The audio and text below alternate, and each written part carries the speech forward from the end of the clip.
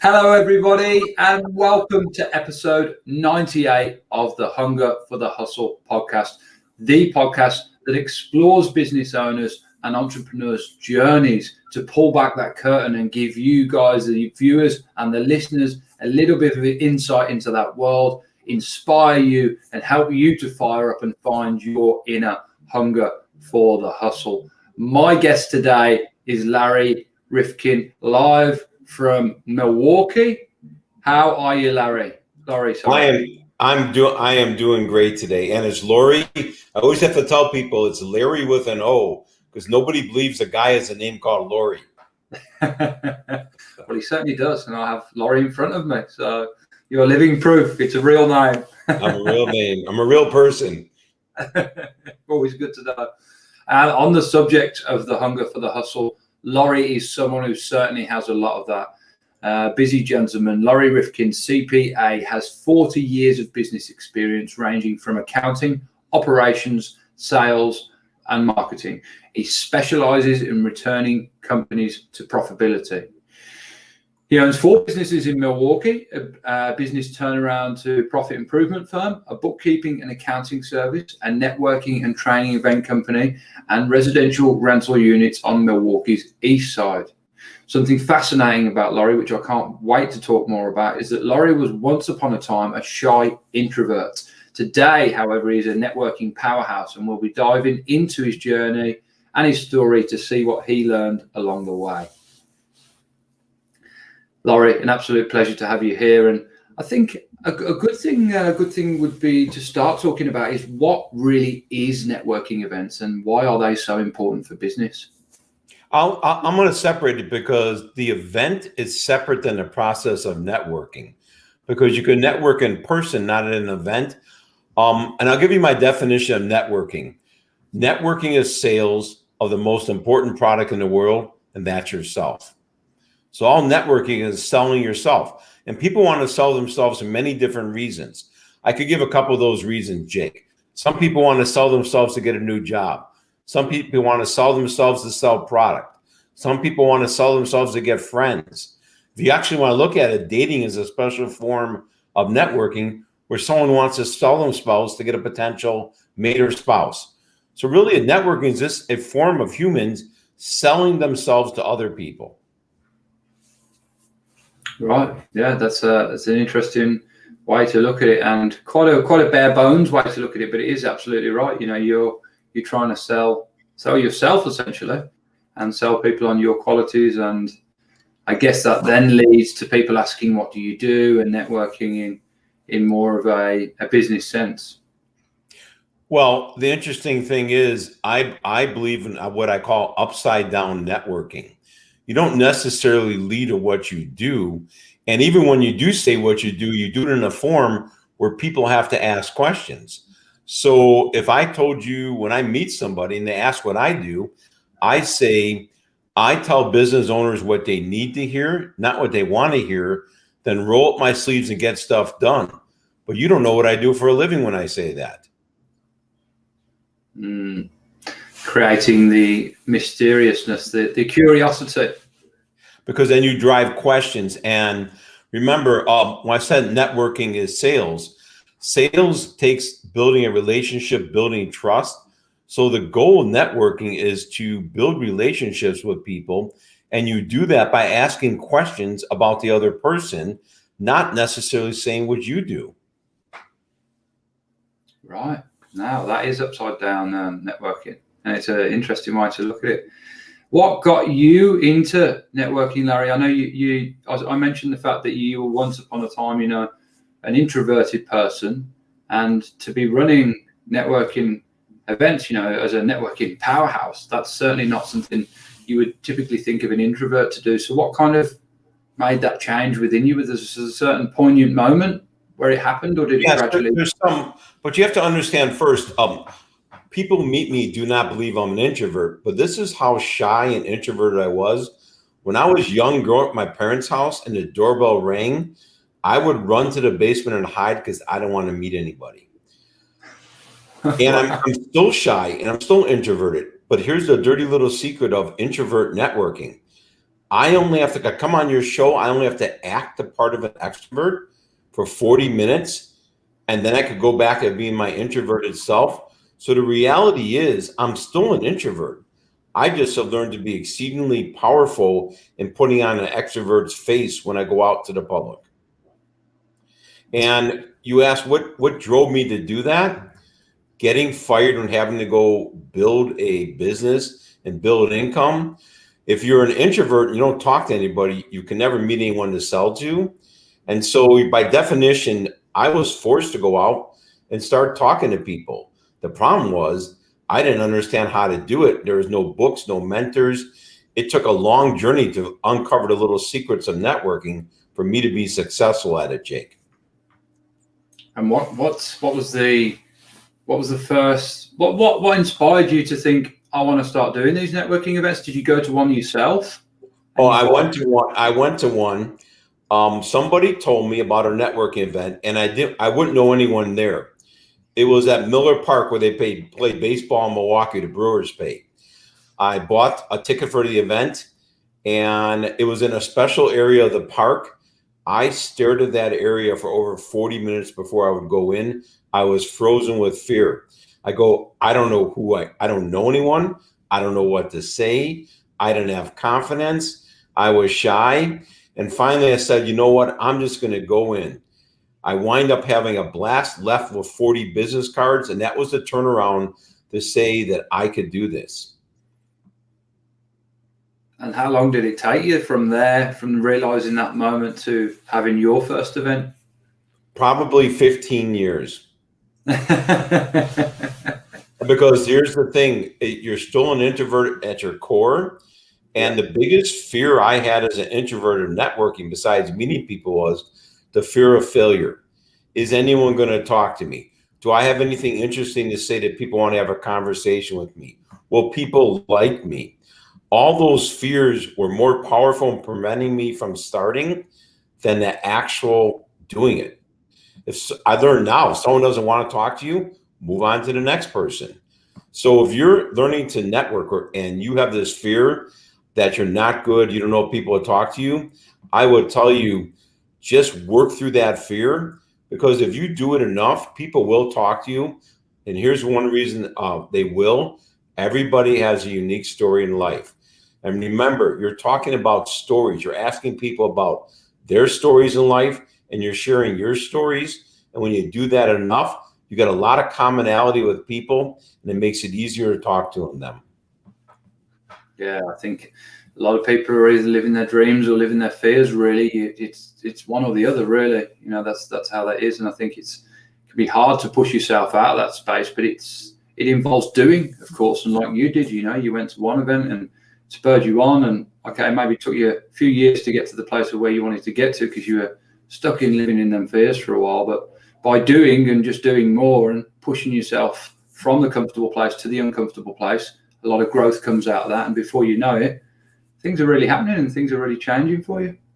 Yeah. And there's one other thing. It took me forever to accept this. You have to learn to fail. Failure is what drives your success. I have a saying in the business world: failure is the cost of goods sold of success. Somebody told me I've coined these phrases, they're Lorryisms, but it really is. The more I failed and experimented, the more successful I got, and the more my fear went away. So you have to embrace failure. If you really are not good at networking, you don't like it, and it scares you, you have to learn to fail. And that's very difficult for people. But if you get over that hurdle, you could be very successful.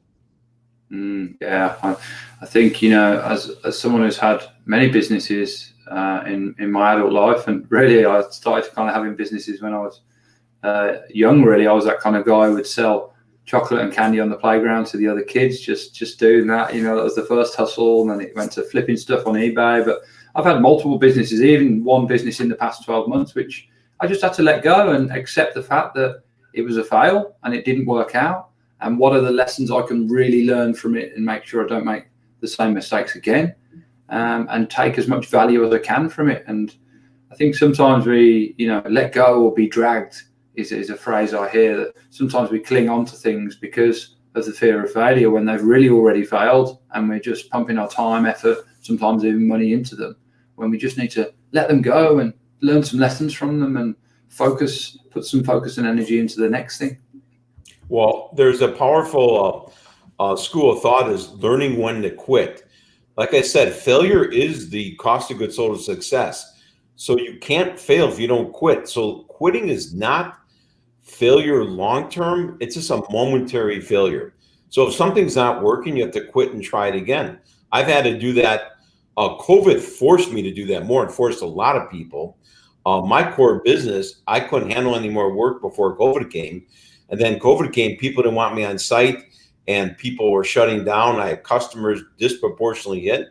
And I wake up and say, what am I going to do now? And if I was afraid of failure, I wouldn't try anything. I launched 2 startups during COVID because I realized that you could sit there in fear or you could just go out there and try. And I'd rather fail trying. Yeah, I'm with you on that, Laurie. I'd rather fail trying than have not tried at all. And I think that COVID was a fascinating time for business.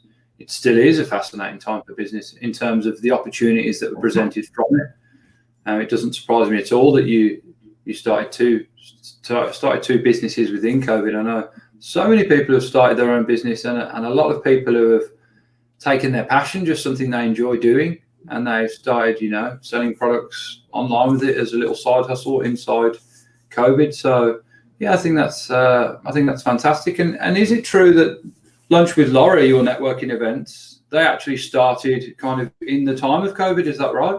Well, I'll tell you a little bit of the story of Lunch with Laurie. So as part of my networking, I realized everyone has to eat. So when I started really pushing networking like 4 or 5 years ago, I decided I'm going to fill my schedule with people taking them out for breakfast or lunch. And I would do that, but it was kind of boring. You go out and, oh, I'm Lori, I sell this. And they would say, I'm Joe, I sell that. And you would talk about business, and it was just like one dimensional. It wasn't fun. So for the hell of it, I started asking personal questions. What kind of vacation do you like to take? What do your kids like to do? Is your spouse the same or an opposite of you?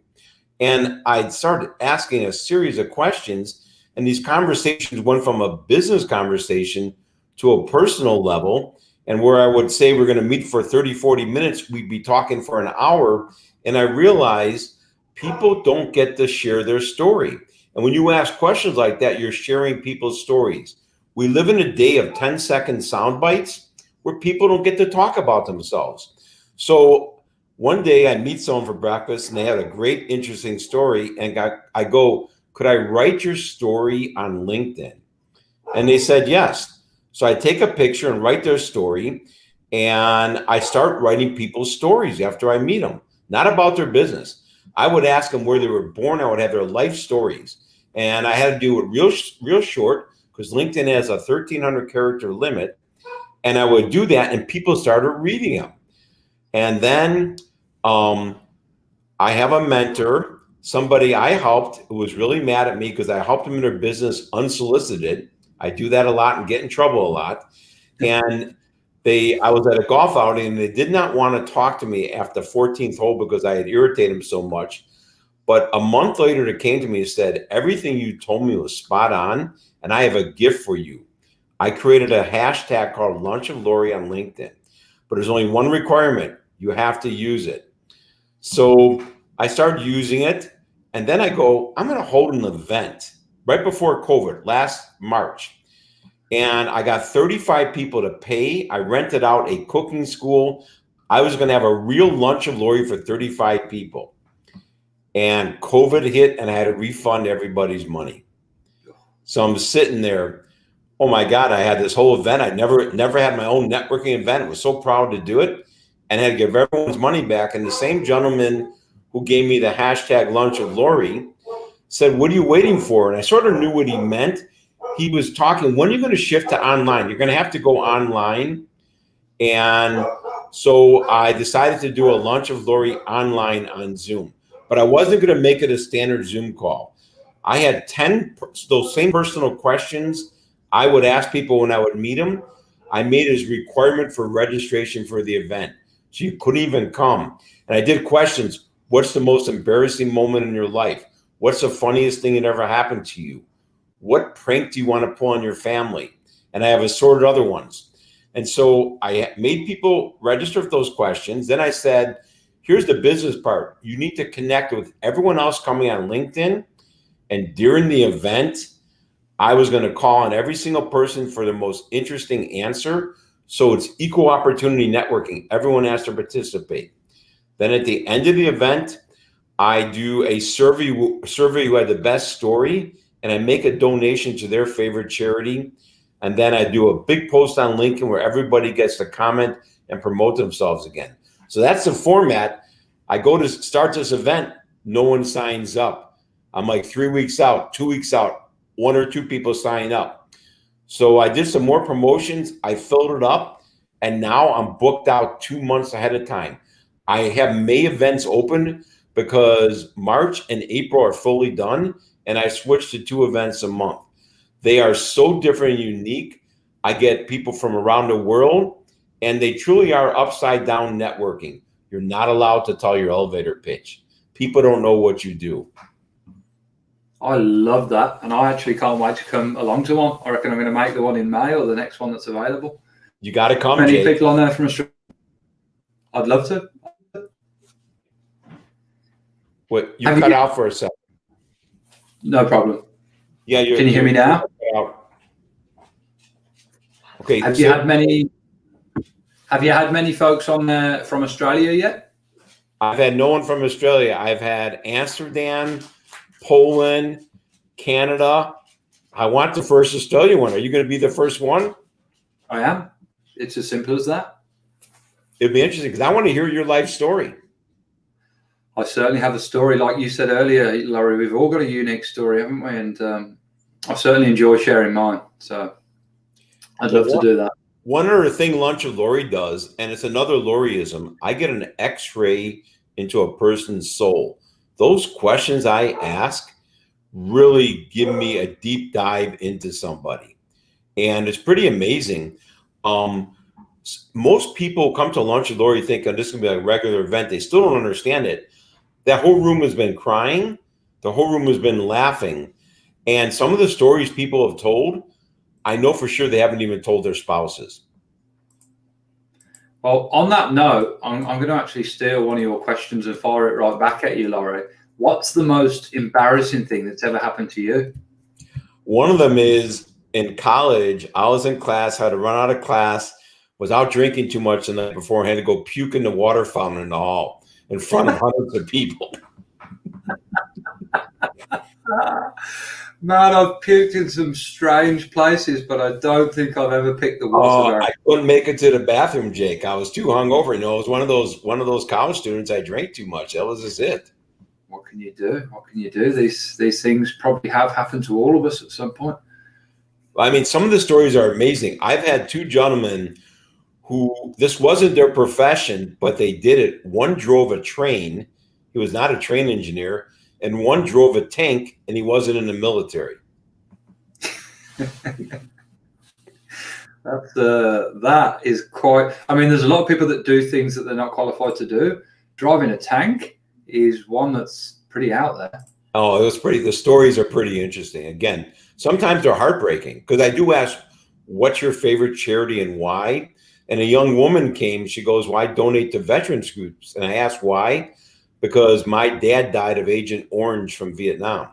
So not everything in there is funny because some of the stories are very, very heartbreaking. I've had 2 females who grew up in the inner city in the United States, big cities, who had to live off food banks. They were destitute, yet they pulled their lives together. They were inspirational in the end. So sharing your stories has a lot of motivational power behind them.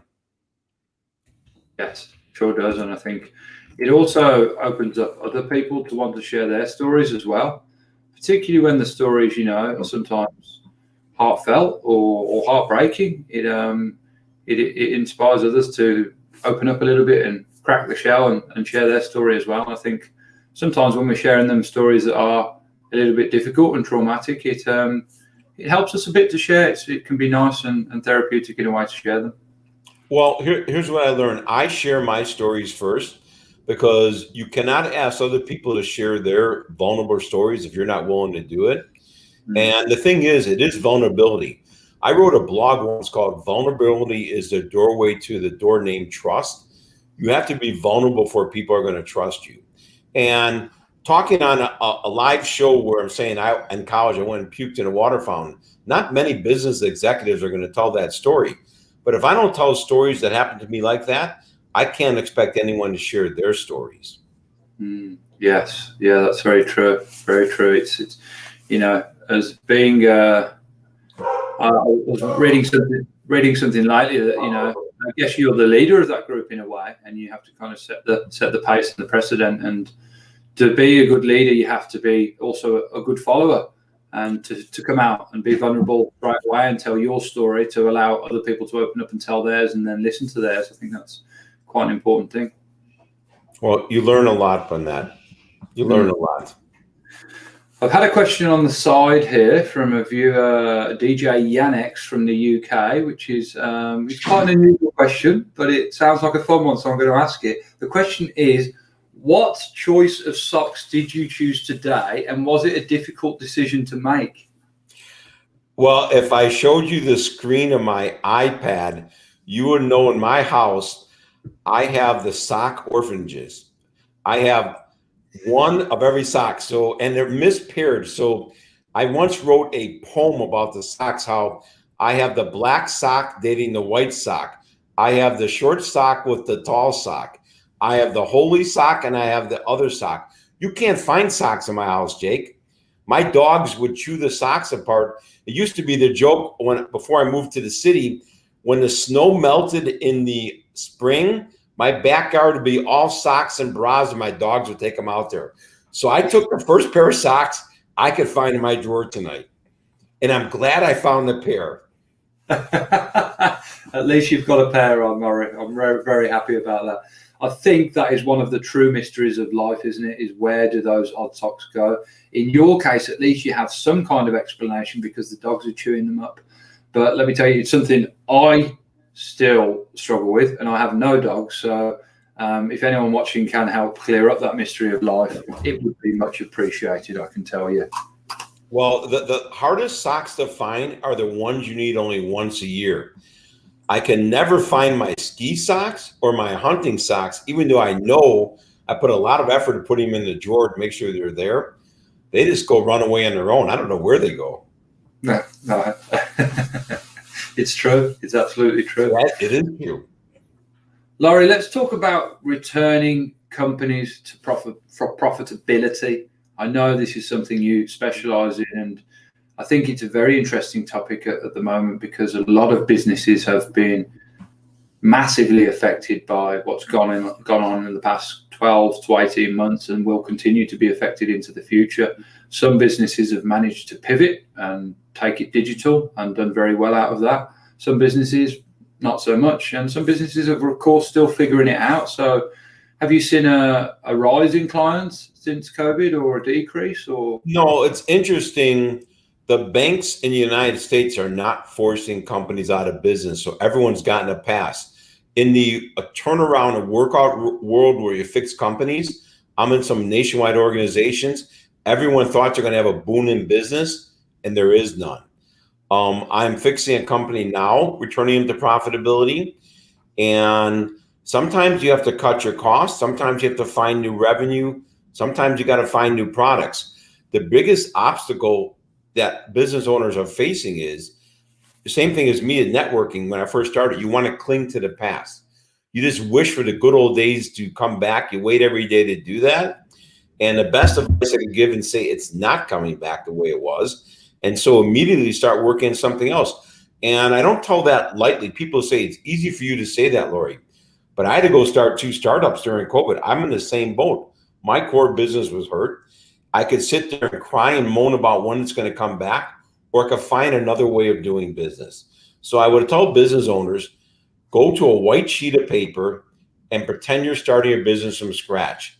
Because I'm not saying you have to change everything, but at least on your first pass, put every option on a piece of paper that you're not doing today, because Sometimes there's a golden nugget in that.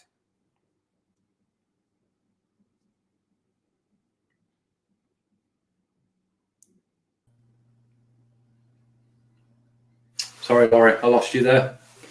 But you were just saying, tell business owners to go to a white sheet of paper and put on all the potential things they'd like to try, like they were a startup. Take money out of the equation. You know, for me, I realized that I could have a business teaching people how to network, because there's not a lot of businesses doing that. 24 months ago, I would have never thought about that. So you got to start. Look at all the possibilities. What do you like to do? Sometimes you may have to make a pivot and do what you like to do because your business was too much of a headache.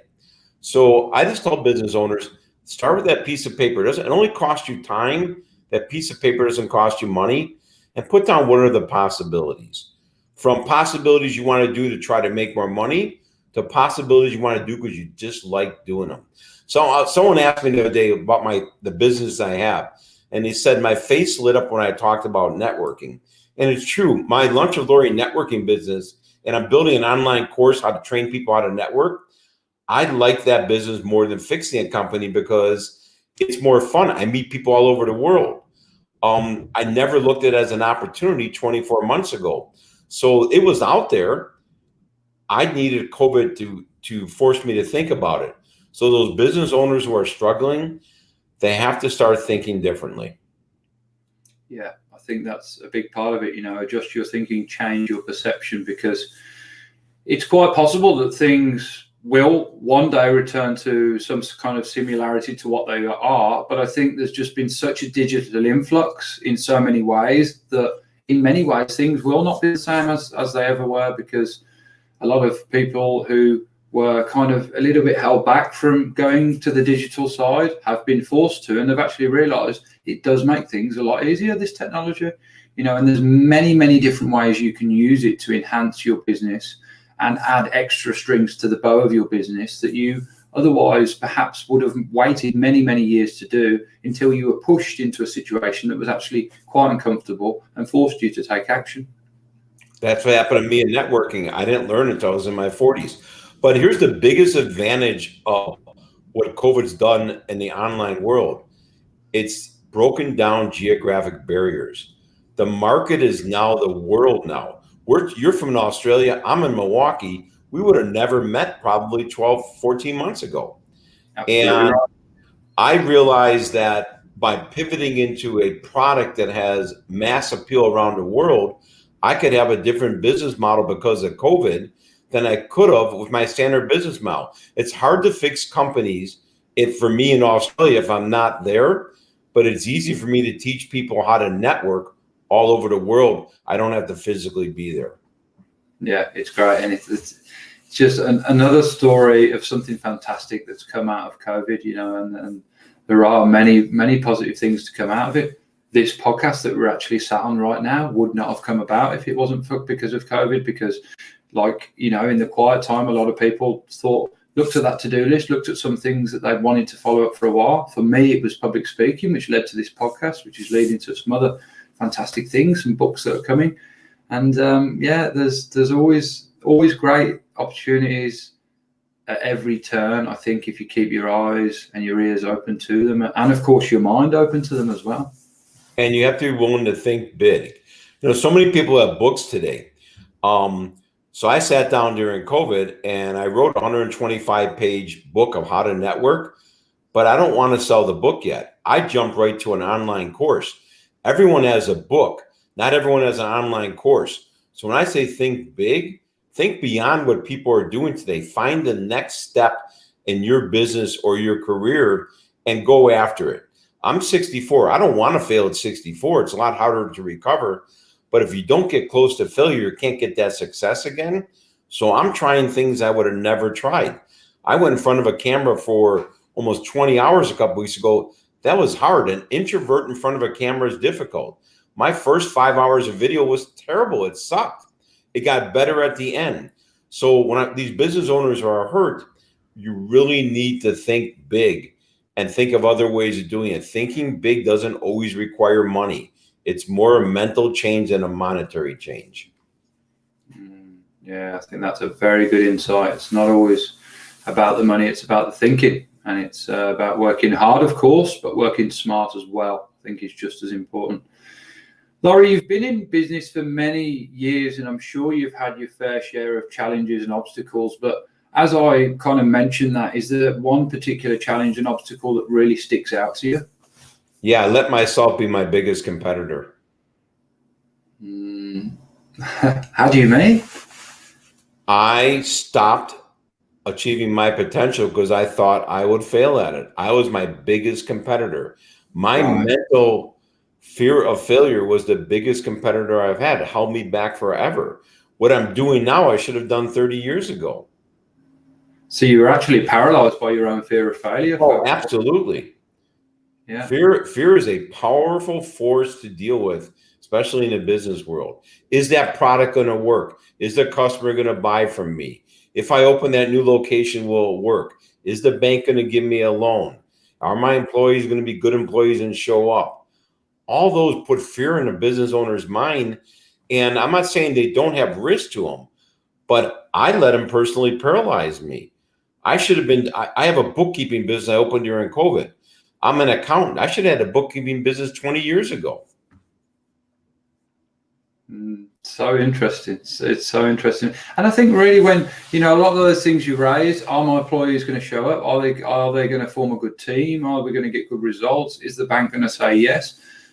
At the end of the day, the only thing that really can happen there is it's a no to those things. And yeah, it might get some unfortunate results out of those, but every no really does take you closer to a yes. And as I said earlier, it's about learning the lessons from the things that don't work out. I think you only truly fail if you keep going at it again and again and making the same mistakes again and again, because that, how can I put it politely? It's a bit foolish, isn't it, to keep making the same mistakes? There is, but I will tell you, there's some other concepts I learned the hard way.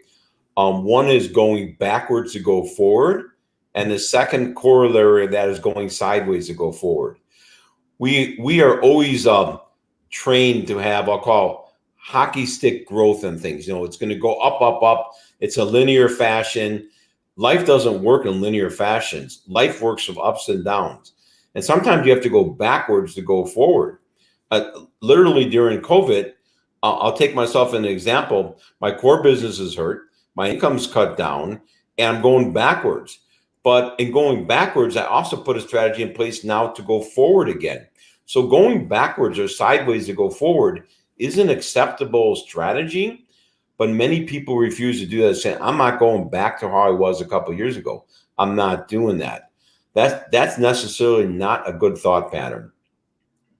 Yeah, I'd say it's quite an unhealthy thought pattern, really. And then let's switch from the challenges and the triumphs to the big wins. As you said there, life is, and business is indeed a roller coaster. There's peaks, there's troughs, there's ups, there's downs. But share with us a big triumph for you, a real big win, something that really sticks out. The biggest win is I've had over 250 people come to lunch or Lorry events, and that's exploded my network. When COVID started, I had maybe 2,500 connections on LinkedIn. Now I have 5,000. I'm meeting people everywhere. I'm applying what I've learned in networking to myself, and the opportunities are unlimited out there. In my bookkeeping business, that business is growing. It opened up during COVID, and it's been successful from day one because of my network and stuff. Everybody could be a bookkeeper. Everyone doesn't have 40 years of business experience. If you combine bookkeeping with experience, you could really help business owners. And one other thing, Jake, I didn't mention, when I teach networking, I teach two words which are the core of networking: the give and the take. If you lead your networking with the take, you want something, you will fail.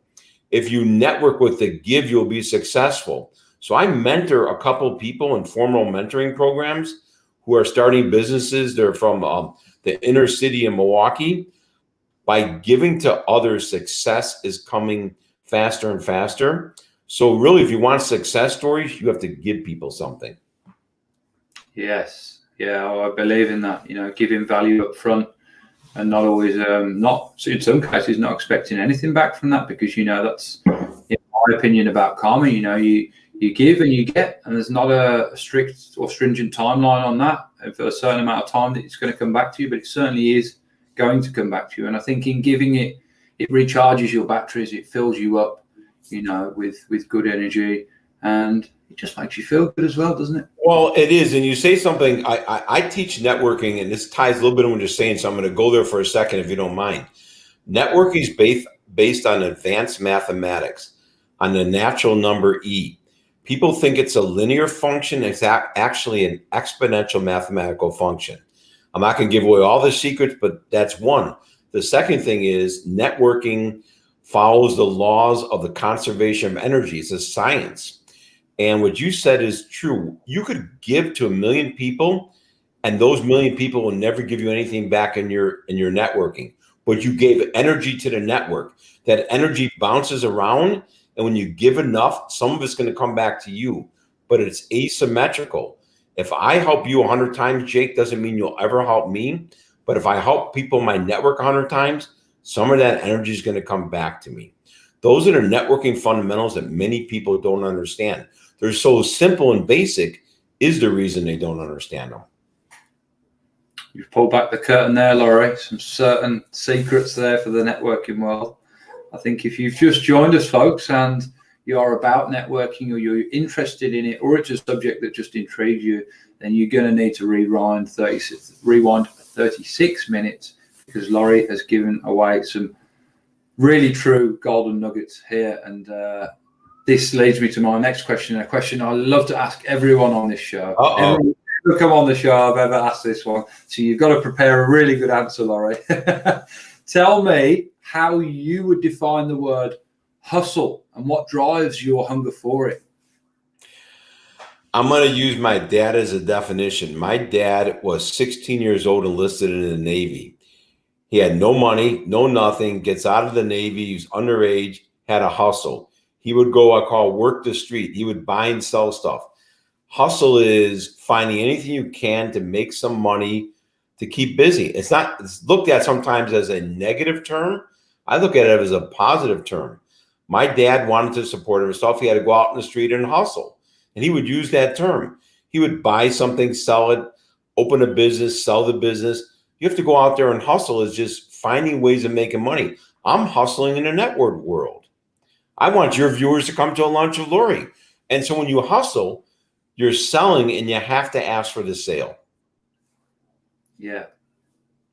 I love that. I love that. That's what your dad did. And, it probably definitely passed on some of that hustle to you, Lorry, that's for sure.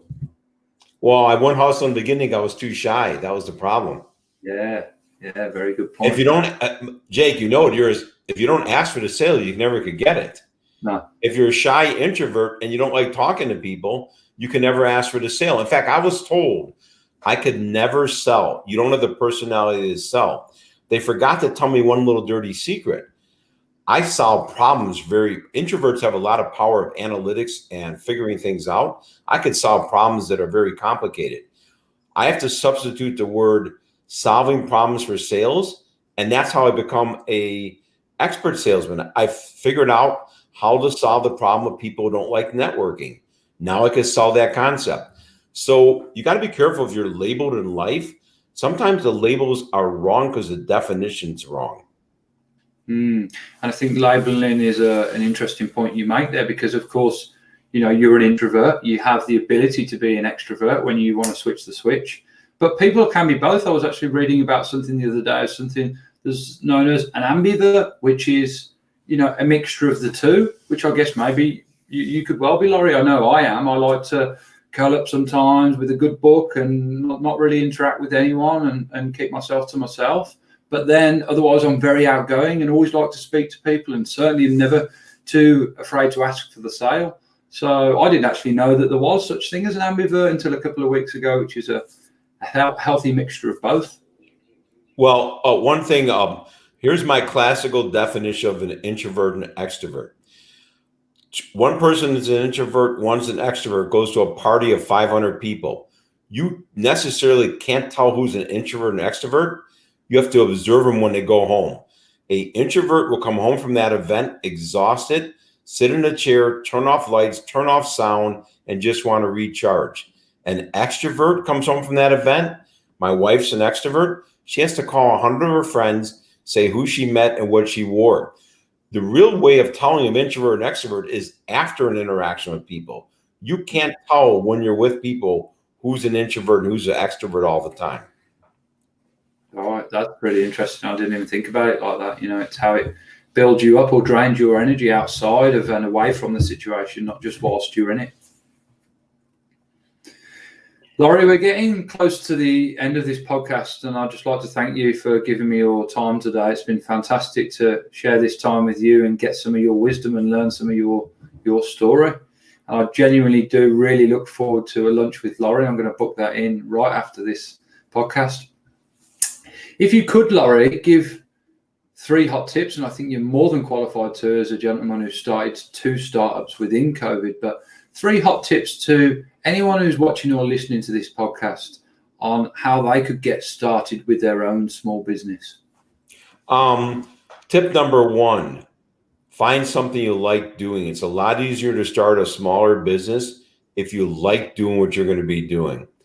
Tip number 2, don't let money stop you. Start micro, start small, test your business out. It doesn't always have to be money. Your listeners and viewers can see my logo on my wall.